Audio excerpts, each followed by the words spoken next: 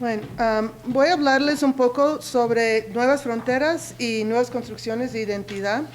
Y voy a partir desde varios puntos de partida que seguramente son muy conocidos para los de nosotros que vivimos del otro lado, pero sirve para poner un marco a lo que les voy a comentar sobre algunos escritores. Hace algunos años, en diciembre de 2006, el primer punto de partida va a ser un poco de las culturas de élites o de culturas privilegiadas. En su manifiesto neoyorquino, Carmen Bullosa anuncia un proyecto de Café en Nueva York, que es un sitio virtual, ya no existe desafortunadamente, pero es un grupo de apoyo para autores como ella, que trabajan en español y que viven en la ciudad de Nueva York o en la zona metropolitana de Nueva York.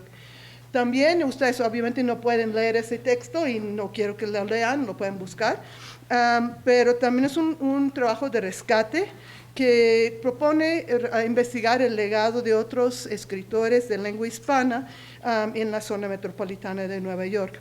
O sea, es un proyecto de reclamación y reconocimiento del hecho de que la ciudad de Nueva York es una ciudad donde el inglés es una lengua materna minoritaria y donde 1/3 de los habitantes hablan español. Ya en la ciudad de Nueva York también contamos con casi 1 millón de mexicanos entre los 8.5 millones que habitan la ciudad. Otra vez el contexto que ustedes ya han escuchado del doctor Guillén y del doctor Pérez, los mexicanos los mexicano-americanos son aproximadamente 60% de los latinos en Estados Unidos, que son la minoría más grande con más de 55 millones. Lo cual convierte a Estados Unidos ahora debatiblemente en la ciudad de Estados Unidos, en el país hispano, el segundo país hispano del mundo después de México. O sea que la concentración de hispanoparlantes en el mundo está en Norteamérica. Este proyecto de Carmen Bullosa es un proyecto incorporado, como les mencioné, como espacio virtual, aunque la página duró muy poco. Sin embargo, esto no refleja la importancia del proyecto y de hecho, como Luis Manuel acaba de mencionar, acabo de terminar mi presidencia de LASA, pero LASA se va a celebrar su próxima reunión en Nueva York, que es ciudad de la fundación de la organización, y se va a celebrar no solo los 50 años, sino también la rica extendida historia de Nueva York como ciudad latina, latinoamericana. El segundo marco que voy a poner es el marco de los premios. Carlos Pérez ya mencionó el nombramiento de Felipe Herrera como poeta laureado del año, pero es algo que desafortunadamente no se ve reflejado en los premios más importantes que se ha hecho en el país. Las obras más celebradas de la literatura chicana, mexicano-americana se asocian con el suroeste de Estados Unidos, con profundas raíces en el folclore y respeto por la tierra, aunque siempre con un fuerte aspecto de contribuciones de autores de esa isla que se llama Illinois y la ciudad de Chicago. Pienso, por ejemplo, en Tomás Rivera, No se lo trago la tierra, Rodolfo Anaya, Blas mi última, Elena Viramontes, Under the Feet of Jesus, que siempre son obras clásicas que se citan en la literatura chicana. Sin embargo, cuando pensamos en los premios más importantes de Estados Unidos, el premio Pulitzer, National Book Award, escasean los latinos y los mexicano-americanos están casi invisibles, con la única excepción de Víctor Martínez con su novela para adolescentes, Parrot in the Oven, subtitulada Mi vida, evocando el género de autobiografía. Es el único ganador de todos los premios de los mexicano-americanos, de los premios Pulitzer National Book Award. Los autores latinos más reconocidos por los premios nacionales son caribeños. Sin duda, ustedes reconocerían los nombres de Óscar Hijuelos, Junot Díaz y sobre todo Kiara Alegría Udes. Recientemente, el gran furor es el colaborador de Udes, el nuyorican Lin-Manuel Miranda, con su obra musical Hamilton, una revisión de la historia fundacional de Estados Unidos desde una visión musical inspirada por el rap latino afroamericano. Todos estos escritores que hemos mencionado, con excepción de Víctor Martínez, son de costa este y todos escriben en inglés. ¿Y dónde están? Ustedes me preguntarán, los mexicanoamericanos. Solamente hay dos. Y son finalistas, aunque no ganadores de Premio Nacional, de National Book Award. Y en ambos casos, estos premios han ido a autores de autobiografías. Es un género que podremos decir, es un género hiperpopular, pero al mismo tiempo, en términos de lo que representan estos autores en la literatura mayoritaria estadounidense, un tanto exotizante. O sea, John Philip Santos, que ya mencioné, Domingo Martínez, John Philip Santos de San Antonio y Domingo Martínez de Brownsville, los dos obviamente tejanos, y son los únicos que han aparecido en estos premios nacionales como ganadores. Entonces, no es de sorprenderse en este contexto el establecimiento hace casi 40 años de un premio alternativo, de American Book Awards, que es un premio que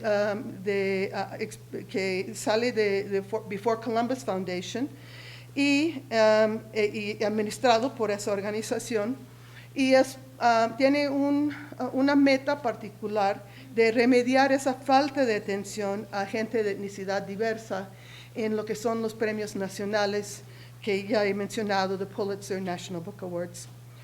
Obviamente, como esa es la intención de American Book Awards, ahí aparecen mucho más latinos. Aquí una lista de los que aparecieron en los últimos 15 años solamente, y en esa lista aparecen muchos mexicanoamericanos entre los latinos que han sido galardonados con este premio. Mi segundo punto de partida sería desde la cultura popular de medios masivos. Si vamos a la cultura popular en Estados Unidos, sobre todo en forma televisiva, nos encontramos con una gran variedad de producción en español en canales como Univisión, y si vamos a programas más visibles en inglés, sin embargo, en los canales clásicos nos vamos a encontrar con programas como estos dos. En la cultura popular estadounidense hemos visto esta refundación de telenovelas como Betty la Fea, Ugly Betty, y Juana la Virgen, Jane the Virgin, que ahora está en pantalla. Una de las cosas que llama la atención para los latinos de Estados Unidos que están viendo estos programas, Ugly Betty, por ejemplo, habla de la industria de moda en Manhattan y cuenta con la participación de Salma Hayek, América Ferrera. América Ferrera es de ascendencia hondureña, aunque siempre se la entiende como mexicano-americana, en parte por los papeles que hace en el cine. Real Women Have Curves, por ejemplo, de 2002. Pero es de notarse que en la familia de Betty, su padre es un actor cubano, su hermana es de Puerto Rico y su sobrino es italiano. O sea que la gran familia latina de Estados Unidos.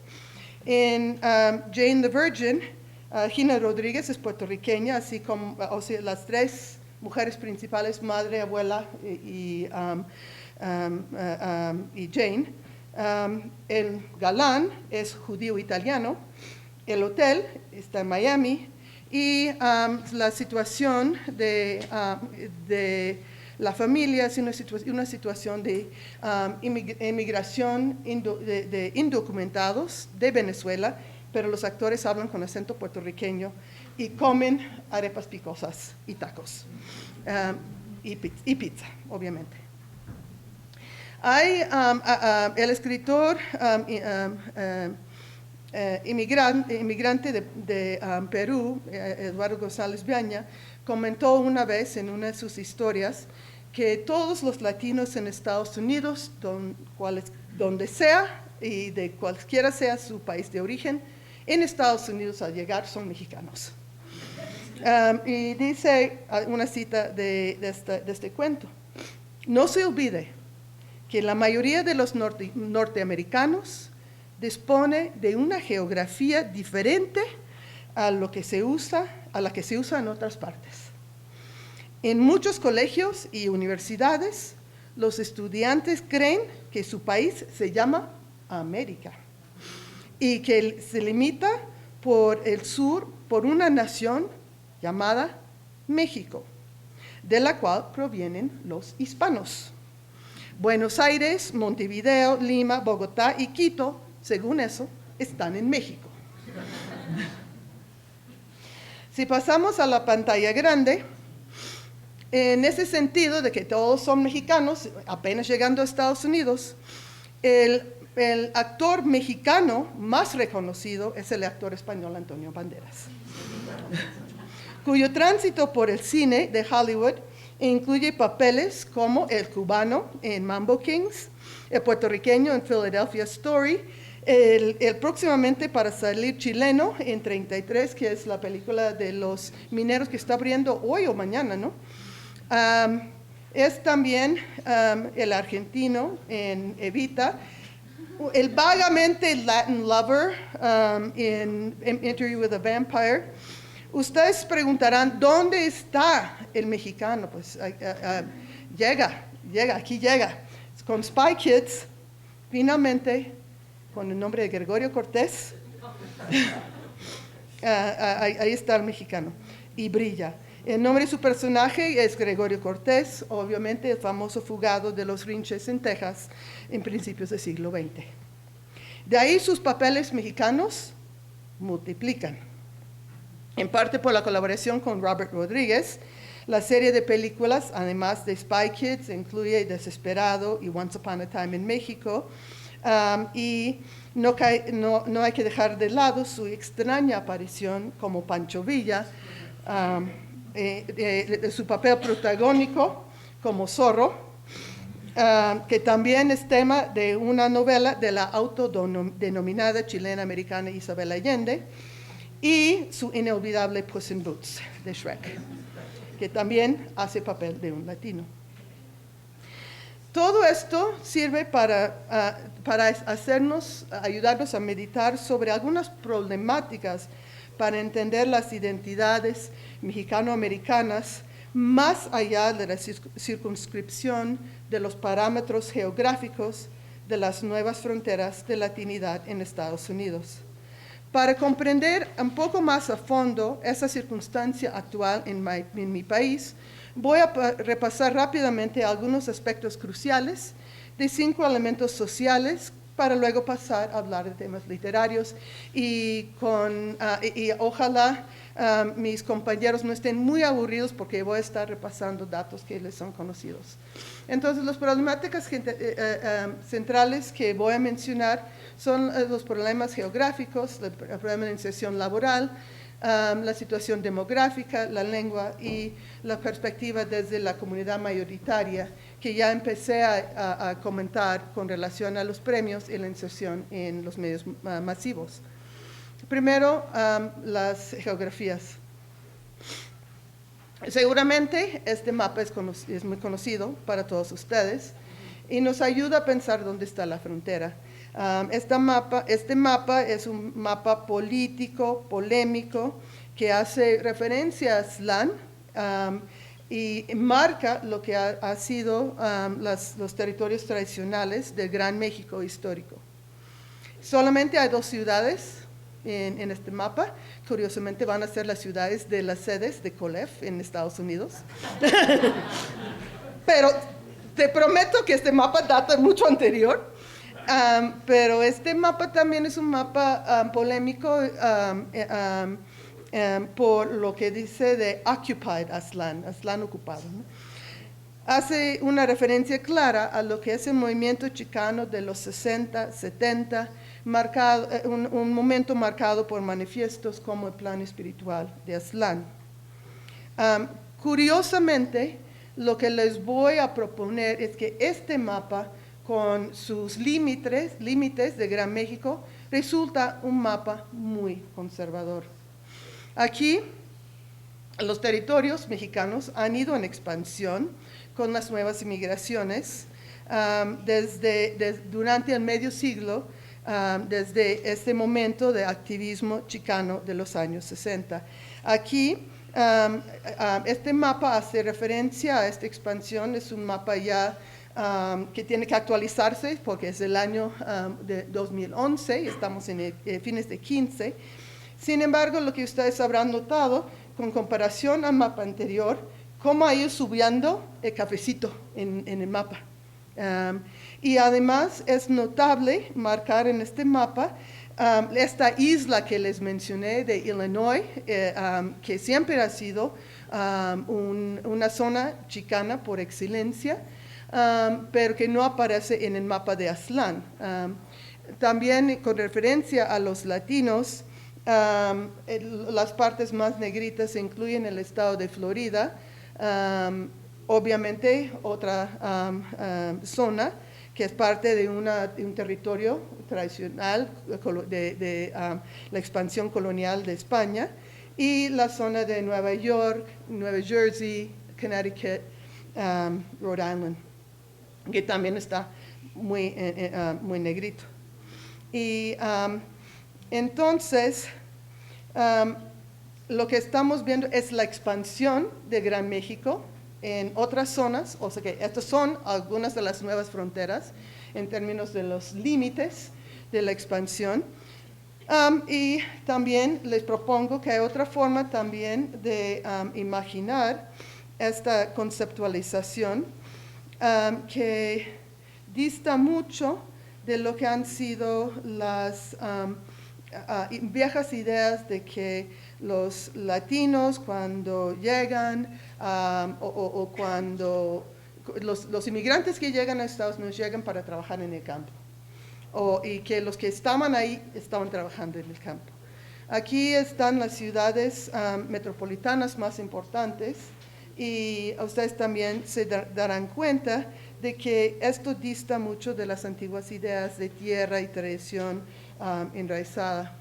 Aquí están las 10 ciudades latinas más importantes.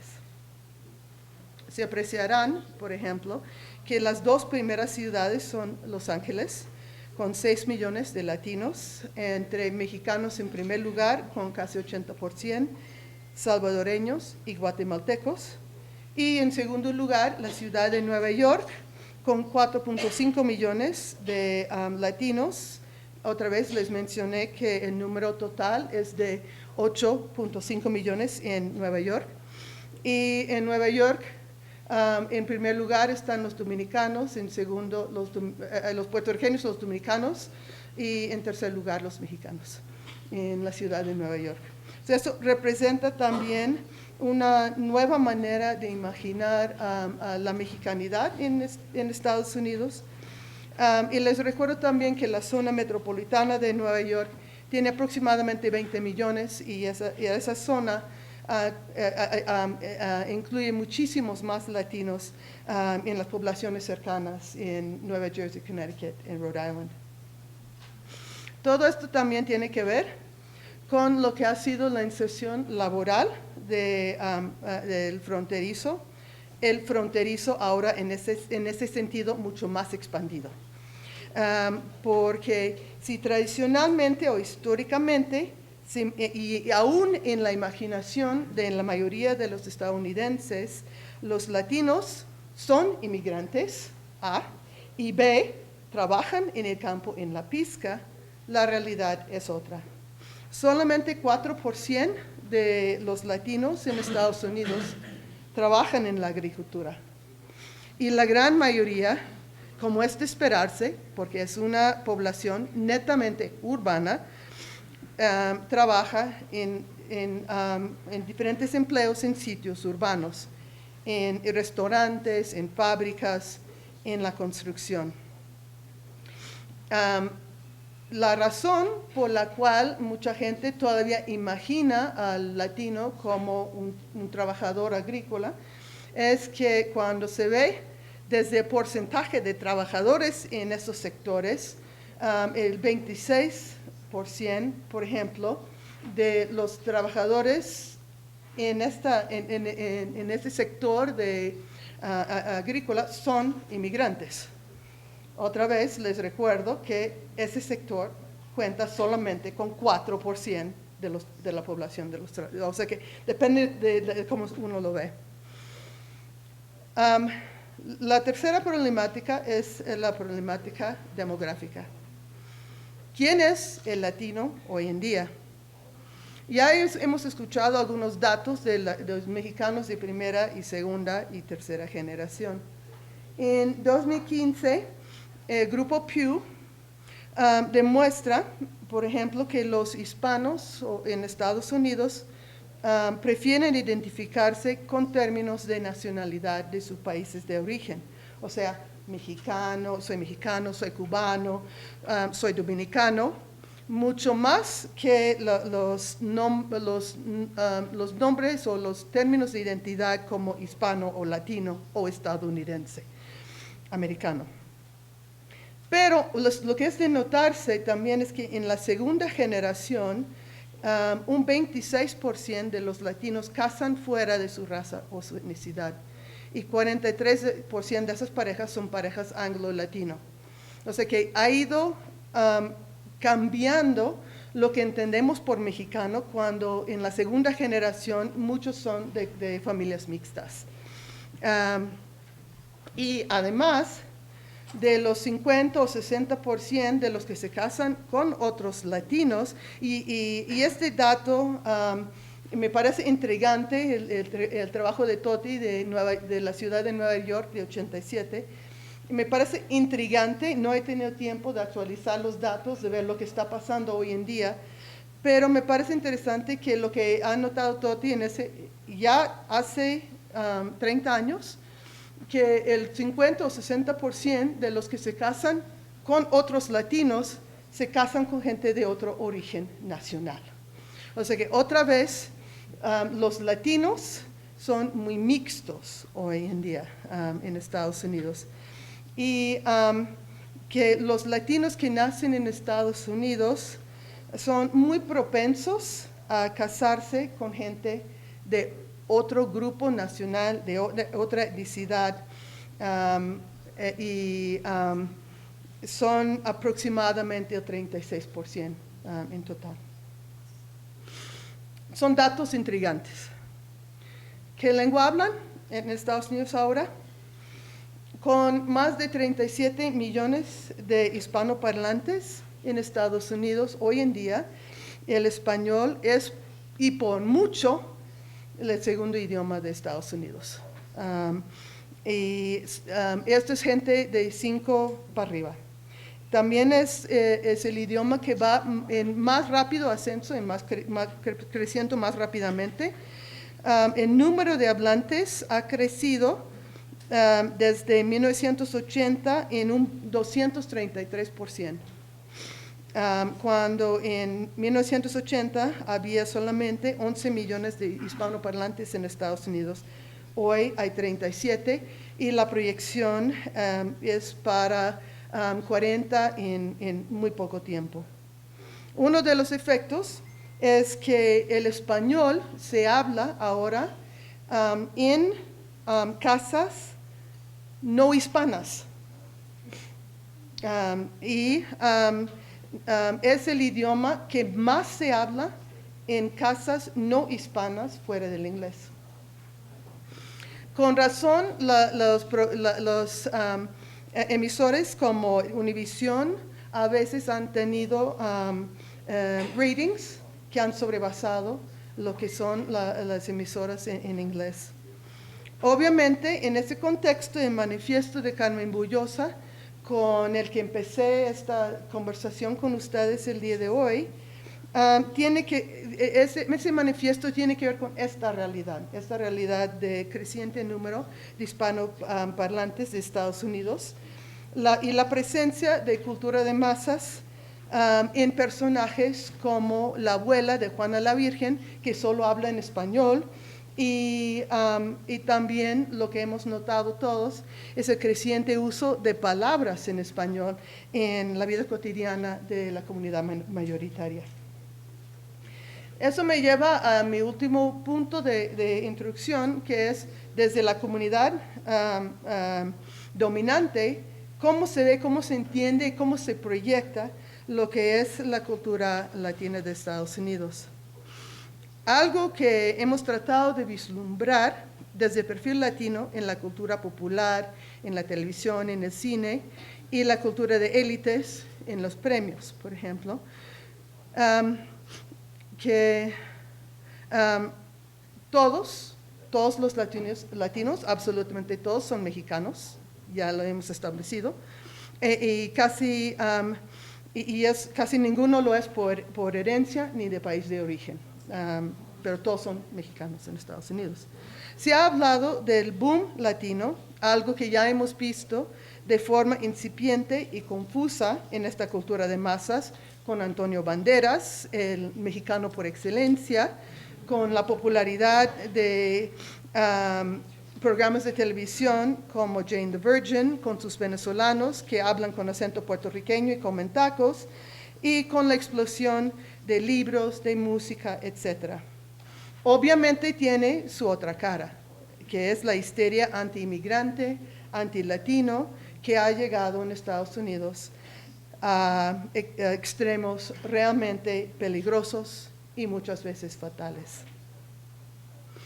De forma muy escueta, quisiera repasar en el tiempo que me queda algunas respuestas artísticas de autores recientes mexicano-estadounidenses a los nuevos retos y las nuevas realidades que les confronta a partir de unas discusiones muy breves a unos textos que yo considero claves. Entonces voy a empezar con la novela histórica y traigo a colación a Carmen Bullosa para empezar, la mexicana transplantada en Brooklyn, que muchas veces utiliza la ciudad de Nueva York como localización, por lo menos en parte, de sus novelas recientes. Sin embargo, en Texas retorna a la frontera tradicional entre México y Estados Unidos y al momento de la rebelión política de Juan Nepomuceno Cortina. Y Juan Cortina, para los de ustedes que necesitan refrescar la memoria, era un hacendado, un bandido de Brownsville. Y después de la guerra contra los Estados Unidos, cuando se dividió el territorio nacional y también su hacienda, se levantó contra la opresión del nuevo sistema político, más famosamente en 1859. Y también, obviamente, tenía que traer a colación a mi amiga Alicia Gaspar de Alba, y por una razón muy particular, porque esta es un nuevo espacio de explorar para la historiografía y la novela histórica mexicano-americana. Lo que hace Gaspar de Alba, y déjame dejarlo aquí un momento, es explorar en Calligraphy of the Witch los famosos juicios de las brujas de Salem en Massachusetts. O sea, del siglo XVI, es una referencia del siglo XVII. Y lo hace a través de la historia de una joven esclava mestiza, Concepción Benavides. Le podemos preguntar, porque está aquí presente, que siempre me pone nerviosa cuando estoy hablando frente al autor o la autora, pero en este caso le podemos preguntar, pero yo imagino que este texto en parte está en diálogo con una novela de Maryse Condé de Guadalupe, y Maryse Condé en 1986 publicó una novela que se llamaba Yo Tituba, Bruja Negra de Salem. Y en ese libro, Maryse Condé hace también una novela histórica sobre Tituba, que era una acusada, pero posteriormente liberta en estos juicios de Salem. Y dice Condé algo que creo que también Alicia respaldaría, es que en esta indagación sobre la mujer de color en estos juicios, también está hablando sobre la situación en Estados Unidos de hoy en día, donde poco ha cambiado y todos siguen siendo algo puritanos. Y les está otorgando a estas mujeres, a Concepción, a Tituba en las respectivas novelas, una realidad que por color, por género, les había sido negada.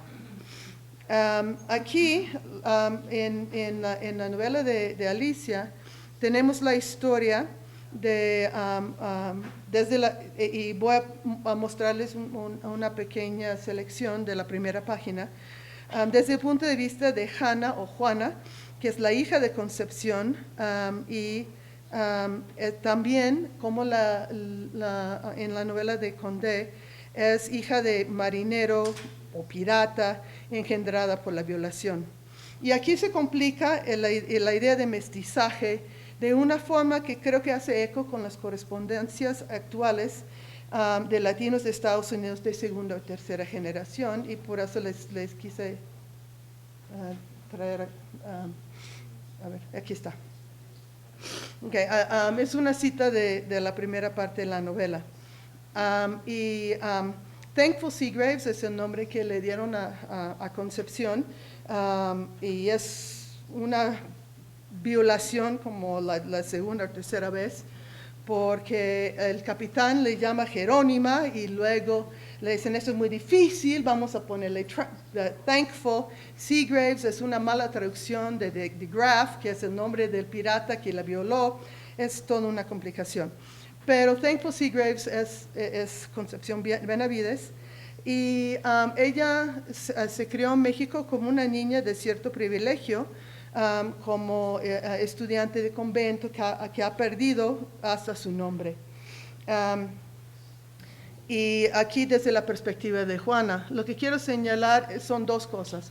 Primero, a mestiza can never be a slave, y qué significa desde la perspectiva de esta mujer mestiza, y la reacción de la hija.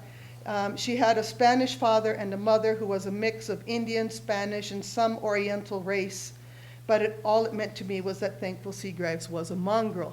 Entonces esta idea de mezcla de español, indio, algo de Asia, pero la distinción sobre todo entre las dos palabras mestiza y mongrel se me hace muy interesante para meditar las formas en que se está entendiendo en una segunda generación cómo es ser mestizos, cómo es ser el latino en Estados Unidos hoy en día. Y la otra cosa que quisiera señalar que me llamó mucho la atención es la reacción de esta persona de segunda generación al escuchar el español de su madre. Y dice aquí a mediados, when she spoke, I cringed as though she were spewing spiders from her mouth. Es una frase muy poética, como si estuviera escupiendo arañas. Así que el español es como escupir arañas. Entonces, para recalcar lo que quería señalar de este texto son dos cosas. Primero es el sonido del español, el sonido, que es el escupir arañas. Y la segunda cosa es la distinción entre lo que significa mestizo, con todo su contorno social, cultural, y lo que significa mongrel en inglés, con todo su contorno social, político, etc. Mi segundo ejemplo viene, y voy a estar hablando en pares en todo, en lo que sigue, y haciendo referencia a dos, pero nada más dando ejemplo de uno, ¿no? Entonces voy a mencionar a estos dos textos, que también son autores que en alguna forma ponen en cuestión lo que es la mexicanidad en Estados Unidos. Plascencia es un autor que nació en Guadalajara, pero se educó en parte en Syracuse, que está a 50 minutos de mi casa. Aparece en Poets and Writers, entre los 50 autores más inspiradores en el mundo, y su novela People of Paper viaja entre los campos de flores, de campos de producción de flores para mercado de California, o sea que esos campos de producción de flores y campos de nieve en Syracuse, New York, pasando por paisajes tan improbables como los desiertos de Sonora y las cataratas de Niágara. Solo de una forma muy atenuada es una historia de trabajadores agrícolas y por eso lo traigo a colación. Si en cierta forma la novela clásica ha sido una novela de la tierra, esta es una novela de tierra de una forma muy extraña. Más bien es una alegoría surreal sobre el dolor de la pérdida. Empieza con un joven apóstata que se entrena como cirujano de origami y termina siendo gente de papel. Y la gente de papel se va disolviendo al final de la novela. Pero voy a dedicarle un poco más, unas palabras más a Cecil Pineda, un autor que aprecio mucho. Cecil nació en Harlem y tiene madre suiza y padre mexicano.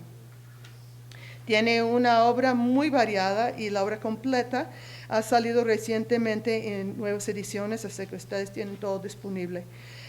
Y una de las cosas que me llama mucho la atención de Cecil Pineda es que es la variación en geografías de sus novelas.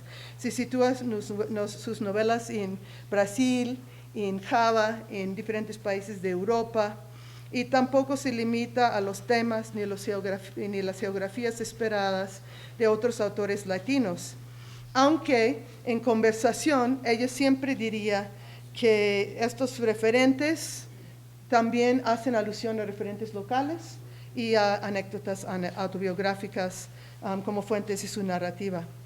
Su obra ha sido celebrada, por ejemplo, su obra ha sido celebrada, por ejemplo, por el premio Nobel John Coetzee de Sudáfrica. Y así como el principio de Readout, su novela, aquí les voy a enseñar el principio de Readout. Es una novela situada en una frontera tan indefinida como la novela de Waiting for the Barbarians del autor sudafricano. Así es como empieza la novela.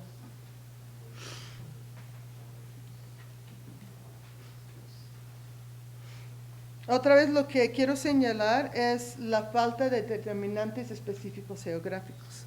Es un desierto solitario de referentes borrados tan pronto como aparecen en la página. Hay un camino, hay un barco, hay antílopes y hay lluvia y no hay nada de eso. Lo absurdo de las fronteras geográficas se resaltan aquí, sobre todo para los que tienen que vigilar sus bordes. Pero más que nada, esta novela es la novela de la formación de un alma áspera que necesariamente habita un espacio olvidado y desaparecido del mapa nacional. La novela de los autores gay lésbicos, y aquí obviamente podría haberme referido a Alicia también, pero Alicia ya entró en otro comentario. Lo que quiero señalar con esta yuxtaposición es que el trabajo de Benjamin Alire Sáenz hoy en día ha sido una novela muy apreciada y son unas tomas de posición sobre los retos y complicaciones de la sexualidad que ha sido celebrada como obras para adolescentes, algo que no se había visto en Estados Unidos antes sobre temas gay lésbicos y mucho menos en el contexto latino. Nos indica que de hecho hemos viajado un poco en este medio siglo de las obras fundacionales que en un principio eran muy polémicos. Y de hecho la novela importante de John Rechy es una de esas novelas que ha sido parte de esa tradición larga y recién excavada. Juan Rechy, como ustedes a lo mejor saben, es un mexicano escocés del Paso, y su novela deslumbrante, City of Night, Ciudad de la Noche, desde hace mucho tiempo ha sido una obra clásica en la literatura estadounidense y en la literatura gay, en particular de Estados Unidos, y siempre ha sido celebrada como una novela gay. Lo que mucha gente no ha tomado en cuenta, siempre estuvo ahí, es la realidad vivencial de un mexicano-americano que está ahí desde las primeras palabras. Y dice, por ejemplo, que esta novela que va a atravesar todo el país, desde Times Square a Hollywood Boulevard, desde norte a sur, este a oeste, es una novela que también empieza en El Paso. Quisiera que ustedes quisiera detenerme un poco en lo que son los verbos y lo que es el movimiento de esas primeras páginas, donde dice later I would think, o sea que una idea retrospectiva, posterior, ¿no? I would think of America as a city of night. Y luego las palabras remember, remember, remember, me acordaría, me acordaría, me acordaría. Dice, I would think of, retrospectivamente, que ahí es donde se imagina al principio, pero en ese último párrafo corto, al final dice, but it should begin en El Paso. Debería de empezar en El Paso ese viaje. Y de hecho, empieza con el viento. Begins with the wind in a southwest windstorm. Entonces, desde el principio de la novela, es una novela latina, mexicana, pero esa realidad se ha ido borrando por el hecho de que la novela se ha incorporado en el canon de literatura gay, y yo imagino también por el hecho del apellido del autor, que es mexicano, pero que lleva apellido que no lo denota directamente. Y eso me lleva a unos autores que son curiosamente mexicanos sin serlo.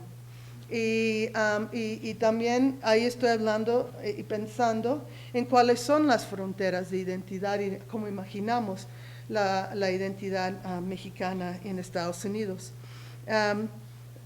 Seguramente estas figuras viven una mexicanidad, pero desde otra perspectiva. Seshu Foster en Atomic Aztecs, esa obra se ha vuelto como una obra canónica clásica. Es un poema en prosa. Seshu Foster de hecho es poeta, y es una novela que podríamos llamar de historia alternativa. Un estudio lo llama metaficción cosmográfica, y es algo que también se podría decir de Plasencia. Foster es de ascendencia anglo-japonés, no tiene pizca de mexicano. Pero se crió en Los Ángeles del Este, participando en una pandilla chicana que eran los vecinos y compañeros y sus más entrañables amigos, y que siguen siendo sus amigos más fieles y permanentes.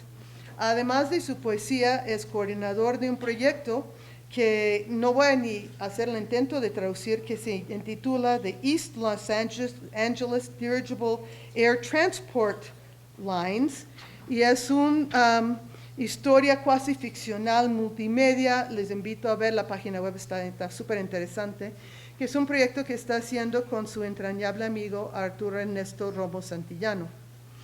La persona a la que voy a dedicar un poco más de atención es Natalie Díaz. Es un poeta que le mencioné a José Manuel ayer, que me parece sumamente interesante. Es una de las poetas estadounidenses más importantes hoy en día. Es de madre mojave y padre español. Y dice que por eso mismo, por su herencia genética, ha de ser mexicana. O sea que transhistóricamente, aunque sea broma, una broma transhistórica, se echa a mano a esa herencia imaginada y múltiple en su muy premiada colección de poemas dedicados a la lucha de su hermano con la drogadicción.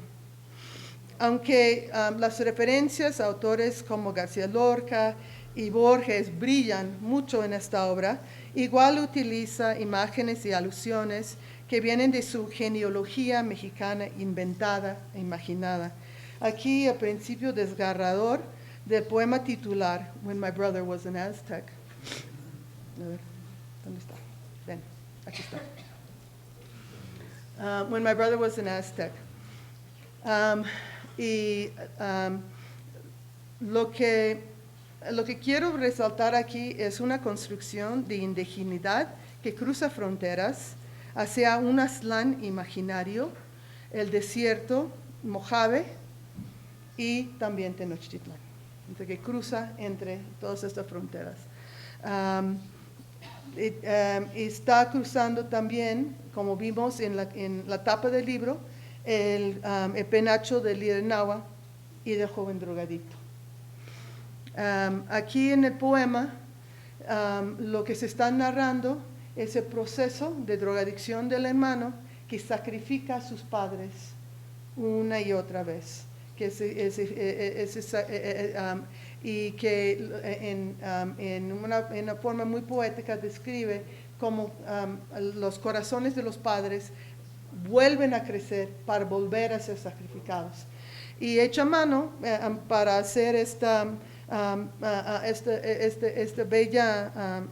bello análisis de imágenes como la Avenida de los Muertos, Huitzilopochtli, el hombre colibrí, los cenotes maya, por ejemplo, una serie de referentes que unen esas dos historias de indigeneidad de Estados Unidos y de México, de su México imaginado, que no es, ¿no?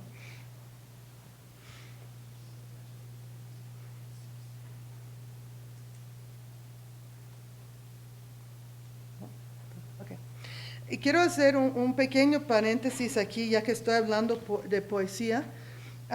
Aunque no sea mexicano, como que tenía que mencionarlo, porque es el poeta estadounidense más popular del momento.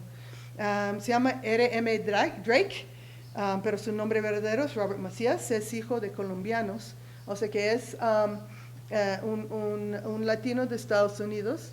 Y tiene un perfil increíble, ya mencioné algunos datos.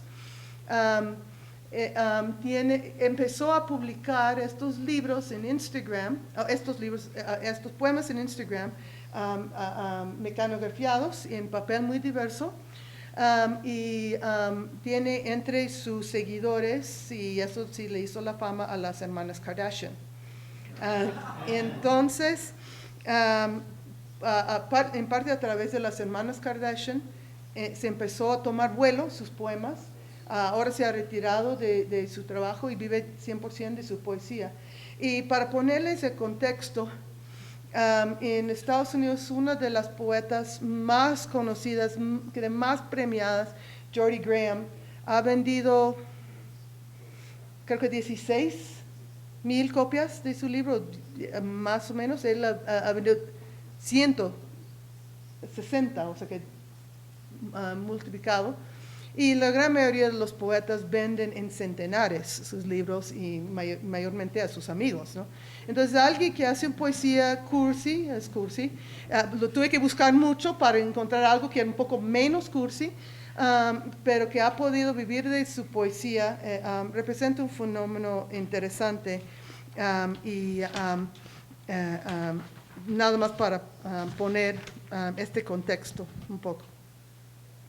Entonces, la novela fantástica que también quería señalar, lejos de lo que ha sido el realismo mágico y otros ademanes literarios latinoamericanos de los 60, encontramos unas nuevas formas de novela fantástica de autores como Rosaura Sánchez y Beatriz Pita con sus Lunar Braceros, y es una novela donde la pizca se hace en el espacio, reinventando así la novela clásica de ciencia ficción de Estados Unidos. O alguien como Mario Acevedo, que es un autor que tiene una serie de novelas protagonizadas por un detective privado chicano llamado Félix Gómez. Y Félix es un veterano de las guerras del Golfo, donde se contagió como si fuera cualquier otra enfermedad exótica de vampirismo. Entonces, las novelas de Acevedo echan mano a todos los clichés de películas B de El Santo, para que tengan contexto, y también las películas de explotación racial de Estados Unidos. Y voy a mostrarles un poco al principio de esta novela que tengo aquí de Undead Kama Sutra, que está echando mano a todos estos temas populares de zombies y vampiros que tenemos hoy en día, pero también, como les menciono, yo creo que recalca mucho lo que son las películas del Santo, que eran películas de horror, pero que de risa también. Y sus novelas también comparten esa calidad de ser de horror y risa, y el detective es un vampiro, así que tiene una pequeña diferencia del resto de los detectives, que en parte es su latinidad, pero en parte es otro aspecto. Como ustedes se pueden imaginar, también esta es una forma de hablar de lo que es la trauma de la guerra y de las enfermedades físicas y mentales que el soldado que regresa, trae consigo. Ustedes seguramente están conscientes de que en Estados Unidos los latinos en general están los latinos están sobrerepresentados en las Fuerzas Armadas, pero poco se ha explorado sus efectos. Les estaba comentando a algunos de los compañeros que salió en El País el día de hoy un reporte sobre los que están condenados a muerte por sus crímenes, y un 10% son veteranos de guerras, de los condenados a muerte en Estados Unidos. Así que esto también sirve como un contexto para analizar estas novelas, que son novelas populares, novelas ligeras, pero que también traen este elemento que es un elemento fuerte, un elemento que también tiene una crítica social importante. Y finalmente quisiera aludir a otros géneros populares, como la historieta o la novela rosa romántica popular. Y no voy a leer la novela de Alisa Valdés Rodríguez o comentarla, sino solamente mencionar que es autora de muchísimas novelas muy populares, es hija de padre cubano y madre de Nuevo México. Y en su biografía escribe, y esto me parece interesante en términos de lo que son estas nuevas formaciones de las próximas generaciones, o sea que aparentemente es hija de estas mezclas que mencioné al principio, de latino con latino de otra nacionalidad.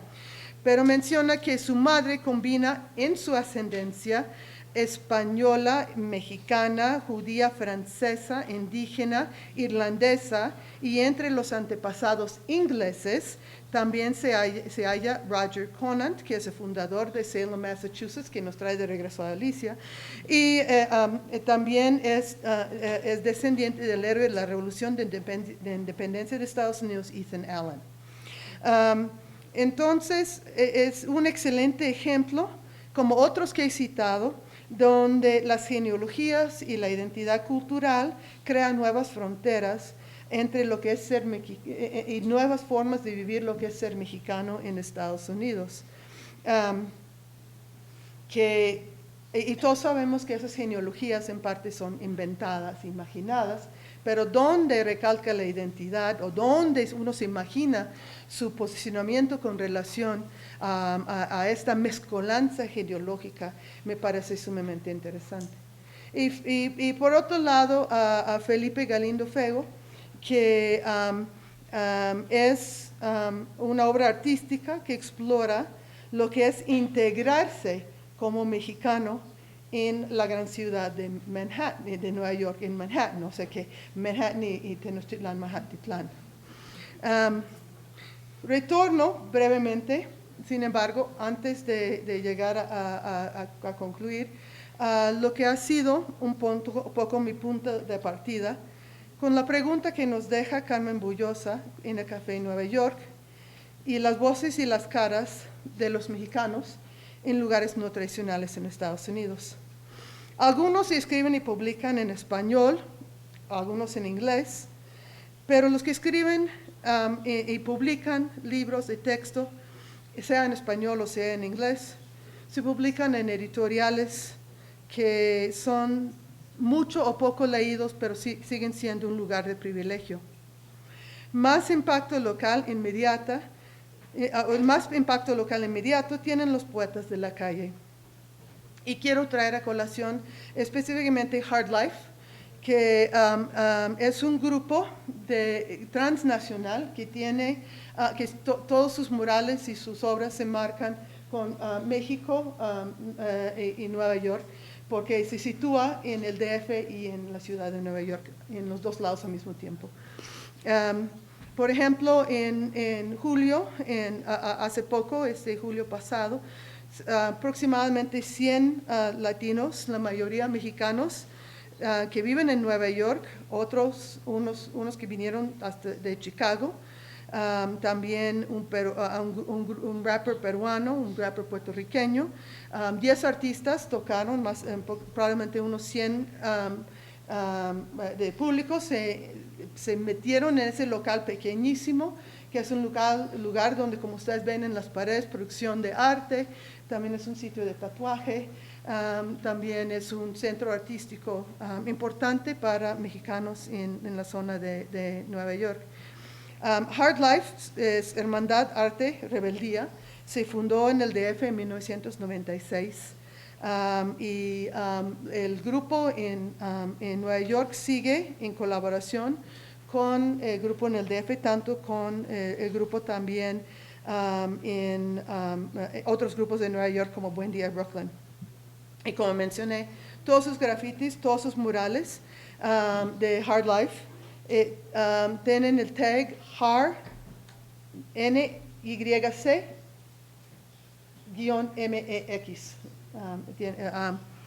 Y voy a citar uno de los integrantes del crew, se llama Sark.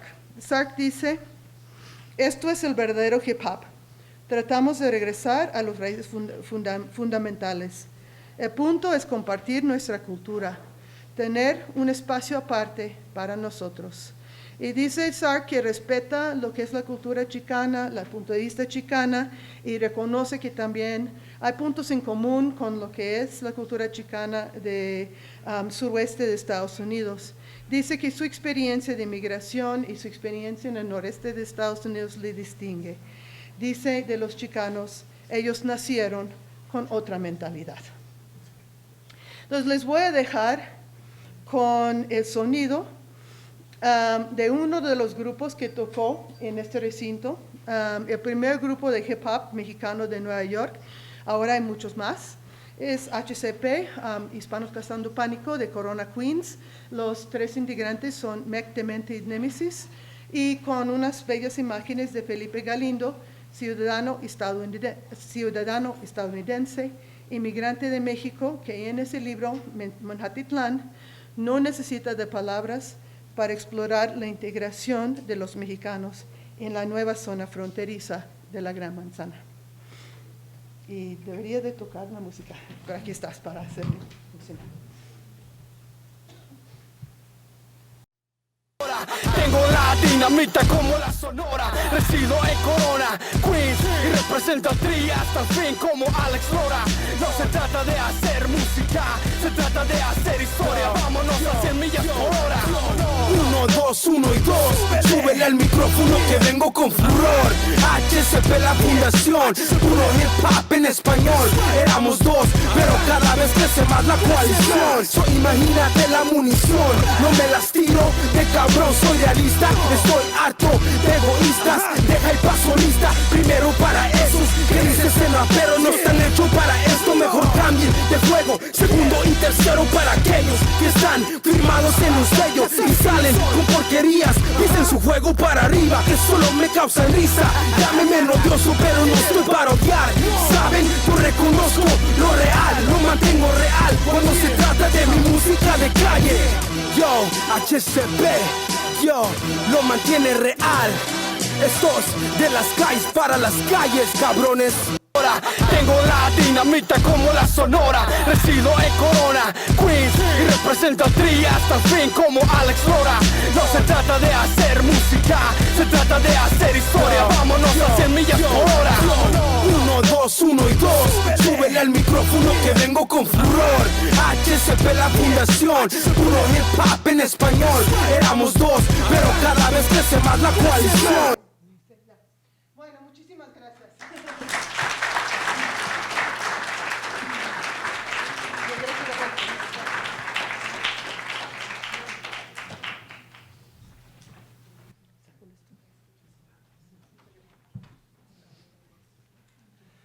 Bien, muchísimas gracias a Debra por esta perspectiva panorámica, inteligente, que nos convoca a múltiples preguntas y asumo que ustedes y ustedes estarán en la mejor disposición de hacerlas. Tenemos aproximadamente 15 minutos para un diálogo, entonces, por favor, quien quiera hacer uso de la palabra, hacer alguna pregunta, alguna intervención, este es el momento de hacerlo. Tapen, por favor.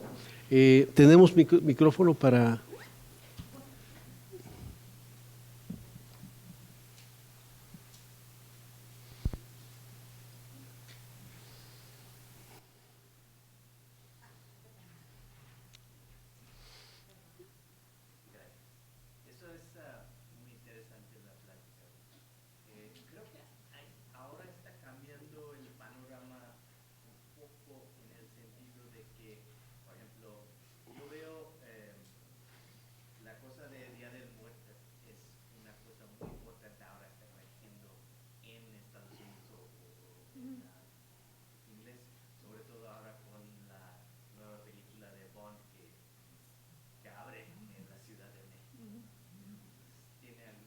Bueno, no tengo comentarios sobre el Día de los Muertos, también lo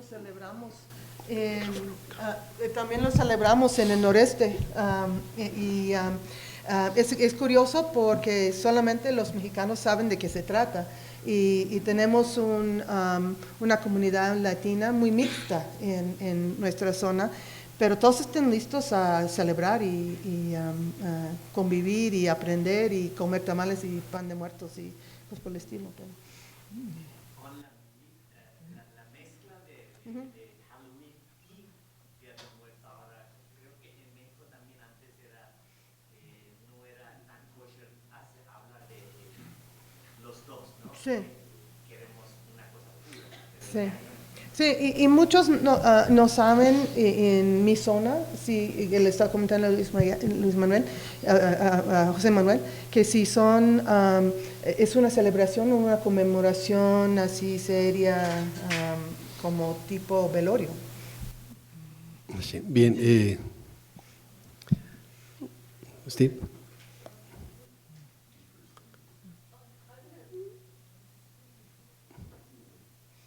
El micrófono, ¿quién nos está apoyando con el micrófono? Podemos empezar con la señora 1, el señor 2 y yo. ¿Cómo estás? Es que ya lo habías expropiado, ¿verdad?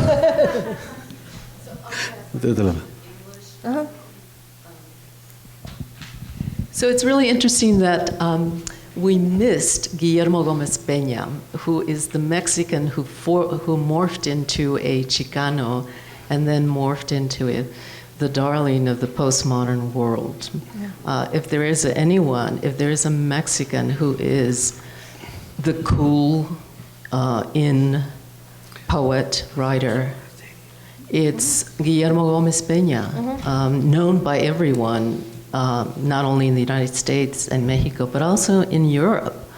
So it's really interesting. I'd love to hear what you make of him and his literature. And it's very initially his literature was very focused on the border, and eventually he did create that codex, the Codex Spangliensis, that moves into post-national world, post-national citizenship. So I'd be very interested to hear what you have to say about him. Steve. Sí, hagámoslo como ronda Ok, de preguntas. gracias. Estoy de acuerdo con tu análisis de este problema de los premios de Hollywood, de los libros. Entonces, aunque la población chicana de gentes de origen mexicano es la mayoría en el país, ¿no? Especialmente en lugares como Hollywood, ¿no? de Los Ángeles. Entonces, y yo veo el mismo problema en los premios Grammys. Por muchos años fui metido en ese proceso de los Grammys y que la mayoría es que los músicos de origen caribeño también dominan los premios. Entonces, yo tengo mis propias teorías. Escribí un ensayo sobre este problema de lo mexicano en los Estados Unidos, por qué no es apreciado o por qué no es el mercado fuerte, como Britney Spears aquí se vende una arena y Luis Miguel sí vende en los Estados Unidos, pero nada más para públicos latinos, ¿no? Y entonces, desde tu perspectiva, ¿por qué existe ese problema?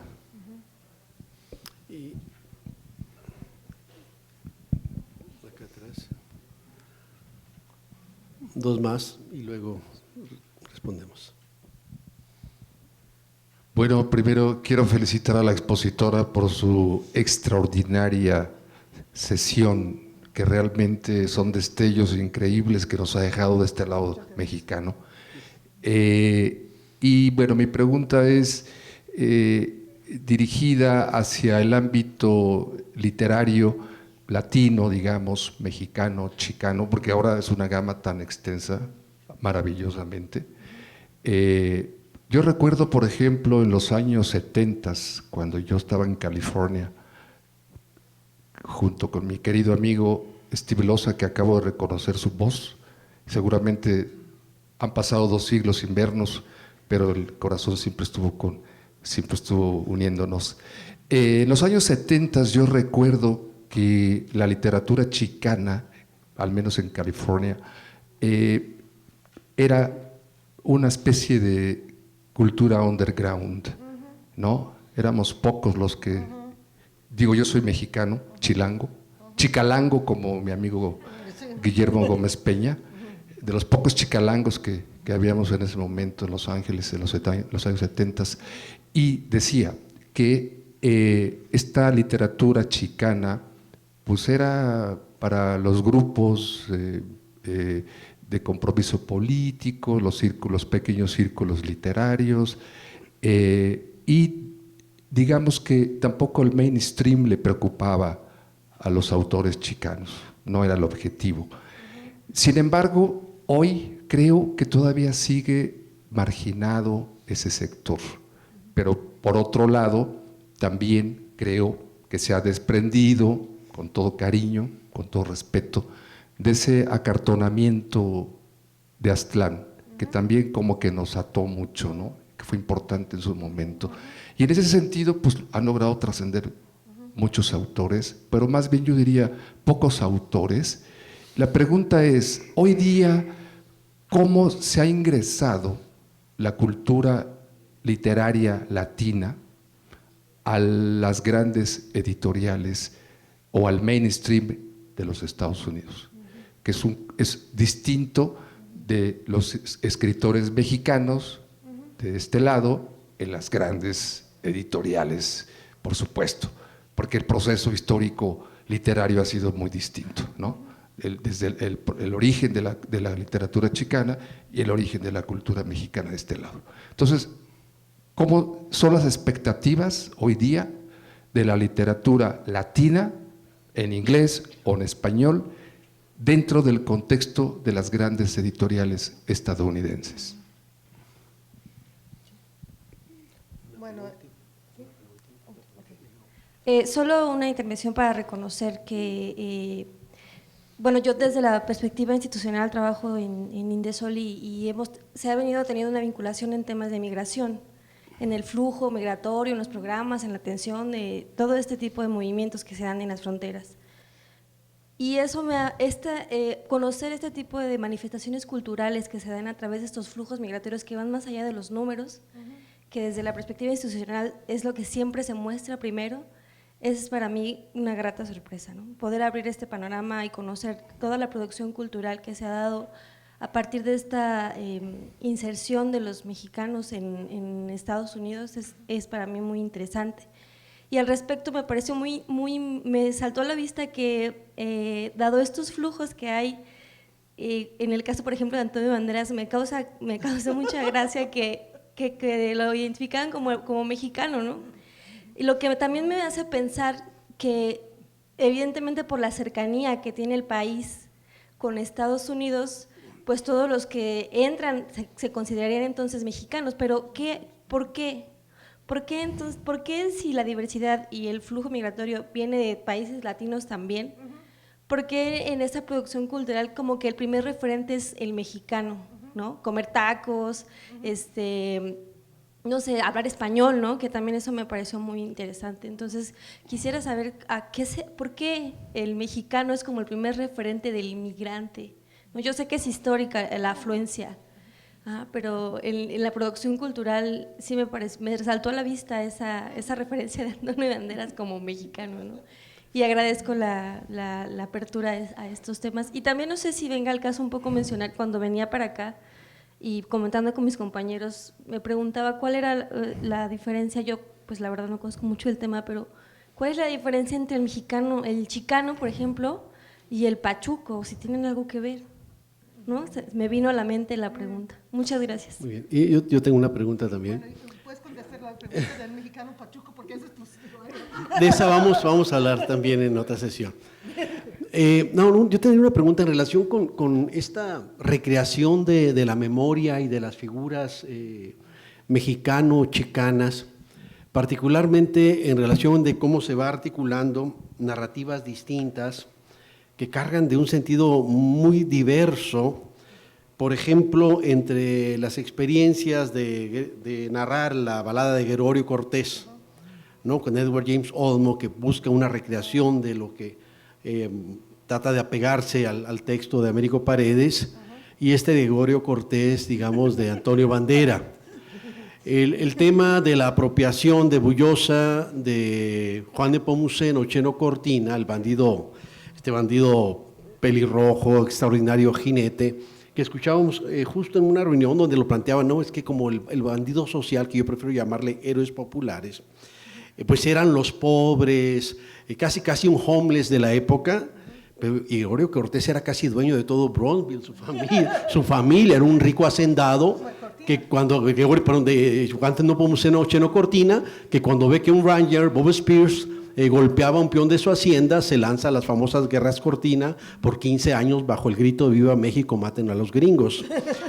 Y el caso de Joaquín Murrieta es otro caso donde también vamos a tener una recreación súper interesante en esa disputa, porque la primera biografía de Murrieta, que trabajó muy bien don Luis Leal, a través del trabajo de Rowling, de John Rowling, escrita a inicios de los 50, publicado por entregas, después republicado en el centro de Estados Unidos, después traducido y publicado en España, El bandido mexicano, y después esa traducción publicada en Chile, y de repente se convirtió en El bandido chileno.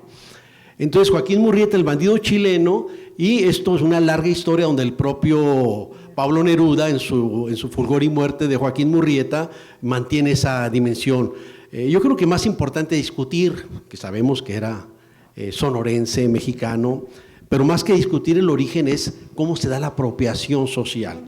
Y esto al final después nos lleva otra vez a Antonio Banderas en El Zorro, donde es el zorro pero se llama Joaquín Murrieta, y mezcla la historia ficcionada que ya de por sí la había hecho en la novela, se había hecho en la novela con ¿cómo se llama?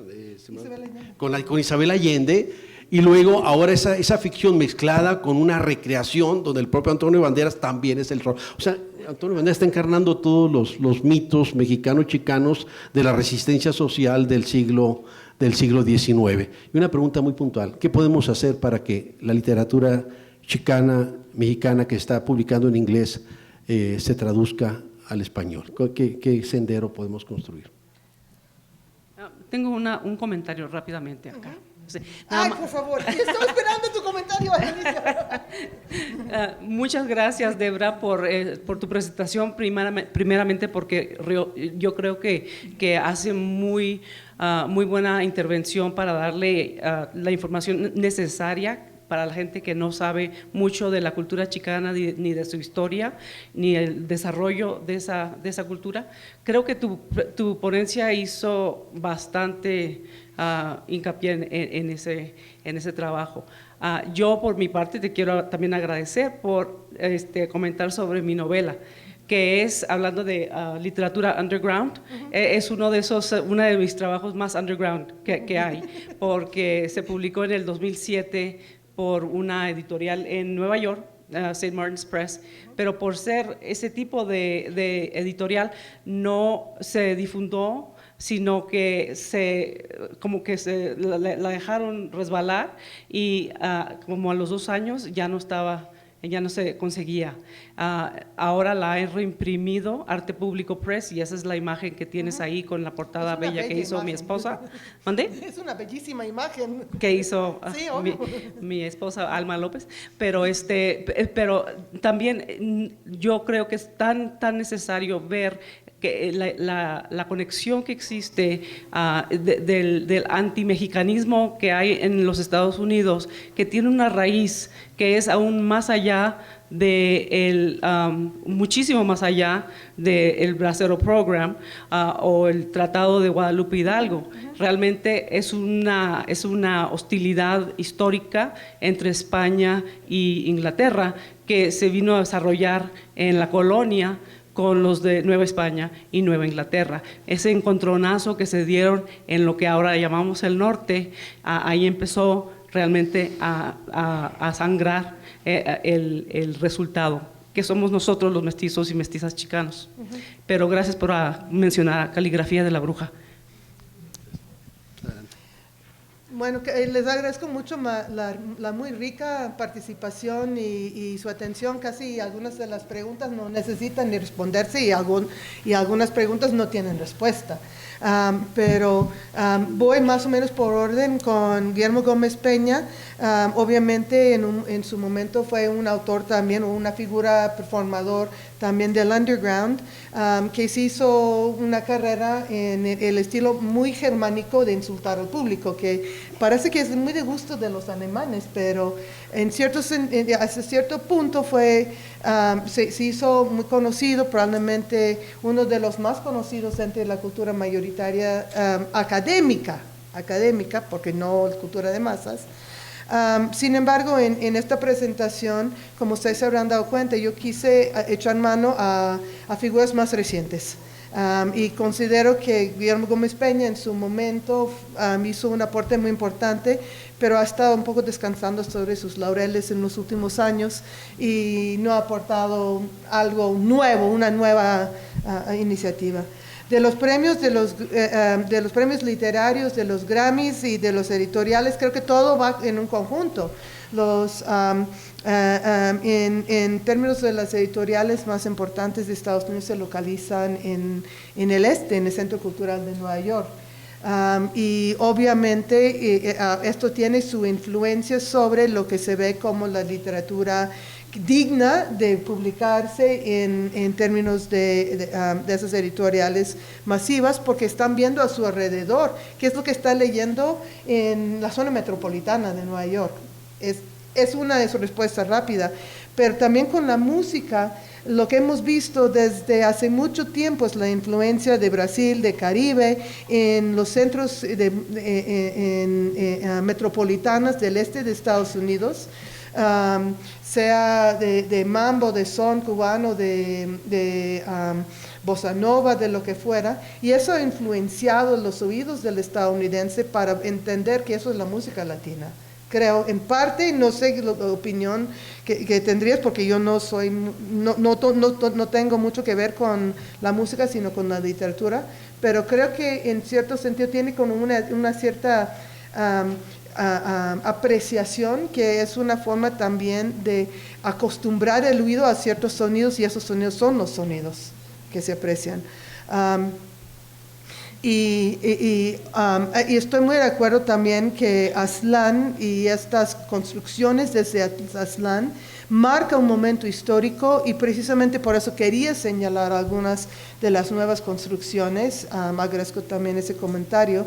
Y el reto es la economía editorial.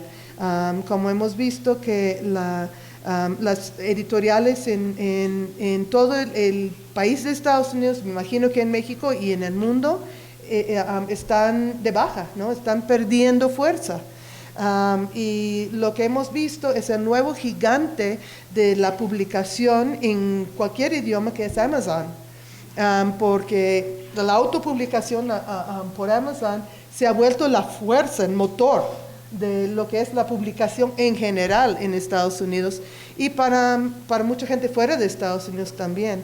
Así que en cierto sentido la respuesta, aunque sea un poco insólita, a la pregunta de la traducción, no es por Alfaguara en Miami, no es por las grandes editoriales en Estados Unidos, no es por Arte Público, sino es por Amazon, donde se pueden hacer publicaciones en un formato bello, aunque electrónico, y poner un precio, y ese precio también va a dar réditos a los autores y a los traductores que van a estar haciendo ese proceso. Así que para mí, en gran parte, el futuro de la traducción se va a encontrar a través de instituciones, organizaciones que inteligentemente utilizan esa fuerza, que es la fuerza del libro electrónico, que además tiene una distribución mucho más amplia que el libro impreso, y que va a llegar a manos y ojos de muchos más. Y finalmente, ¿por qué es el mexicano el primer referente para todo lo que sea latino en Estados Unidos?